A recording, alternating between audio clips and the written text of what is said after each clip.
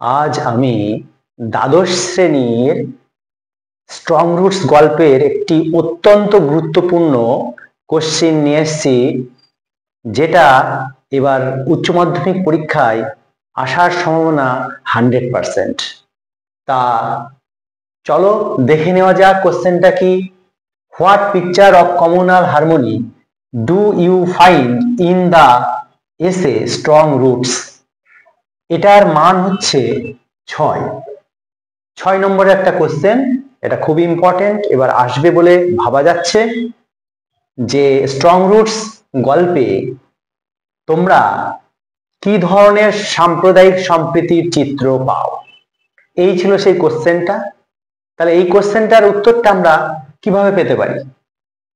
In his autobiographical sketch, APJ Abdul Kalam has given a fine picture of communal harmony in his locality. In his childhood days, he saw the perfect peace in Rameswaram, where he lived. The place was famous for the Shiva temple. There were both Muslims and Hindus in the locality of কালা। তাহলে আমরা কি বললাম এখানে?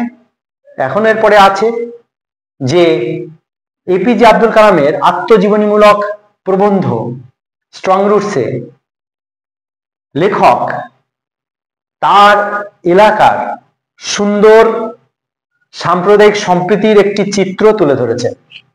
তার বাল্যকালের দিনগুলিতে তিনি রামেশ্বরমে, যেখানে তিনি থাকতেন, সেখানকার সুন্দর শান্তির দৃশ্য দেখেছিলেন। এই জায়গাটি শিবা টেম্পলের জন্য বা শিব মন্দিরের জন্য বিখ্যাত ছিল। এখানে হিন্দু মুসলিম উভয় শ্রেণীর মানুষেরাই বসবাস করত। কিন্তু এখানটায় কি সমস্যা ছিল সেটা লিখতে হবে, বা কি ছিল না।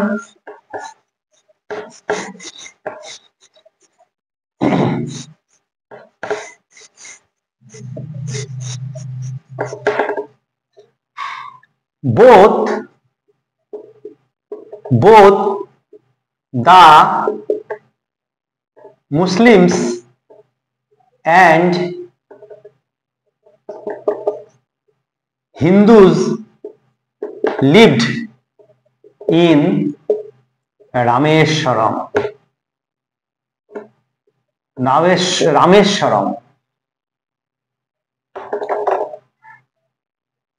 They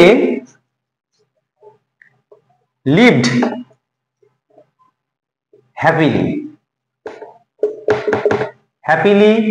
they are.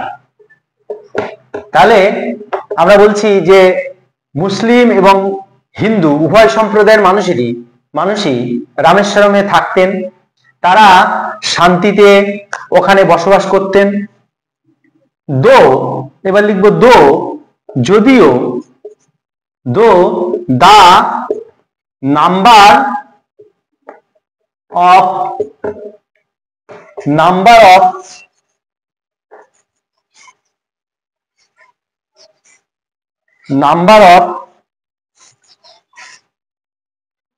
Muslims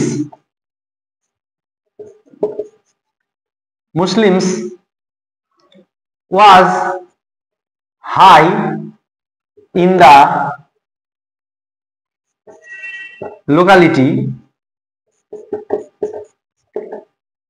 but they showed no inhumanity, মানে নিষ্ঠুরতা বা অমানবিকতা, ইনহিউম্যানিটি, towards মানে প্রতি, towards the Hindus.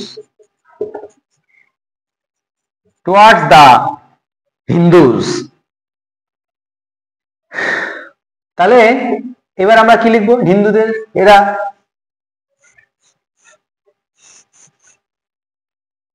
তারা ওখানে শান্তিতে বসবাস করত, এই ইংরেজিটা লিখবো। তারা they lived happily, happily, amicably, they lived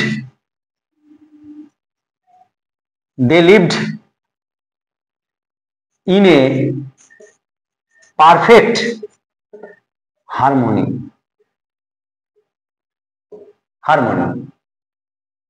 তারা প্রকৃত সুখ নিয়ে ওখানে বসবাস করতেন। আর একটু লিখবো,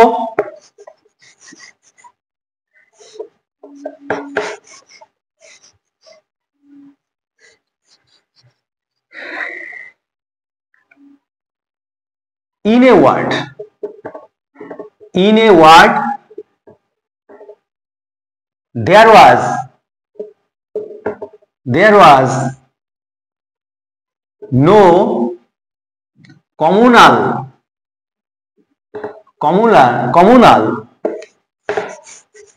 disharmony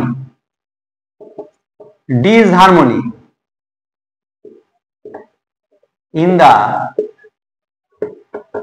locality of কালাম। তাহলে কালামদের অঞ্চলে কোনো অসাম্প্রদায়িকতার চিহ্ন ছিল না, এটাই হচ্ছে মূল কথা। তাহলে আমরা কোশ্চেনটা দেখে নিলাম, আশা করি তোমরা বুঝতে পেরেছো, কারণ অতি সহজভাবে ছোট ছোট বাক্যাকারে এই প্রশ্নটার উত্তর আমরা দিয়েছি। আশা করি তোমাদের ভালো লেগেছে। তোমরা চটপট কোশ্চেনটা মুখস্থ করে ফেলো এবং ফাইনাল পরীক্ষায় লেখার জন্য প্রস্তুত হও। তোমরা সবাই ভালো থেকো, আর অনেক করে সাবস্ক্রাইব করবে, শেয়ার করবে, লাইক করবে। এরকম আরো কোশ্চেন আমি পরের ভিডিওতে দেব। এখানকার যে সমস্ত ইম্পর্টেন্ট কোশ্চেন আছে, আগের দিন একটা দিয়েছিলাম, আজকে একটা দিয়েছি, আর একটা কোশ্চেন দেব, তাহলে তোমরা ফাইনালে অবশ্যই কমন পাবে। ধন্যবাদ।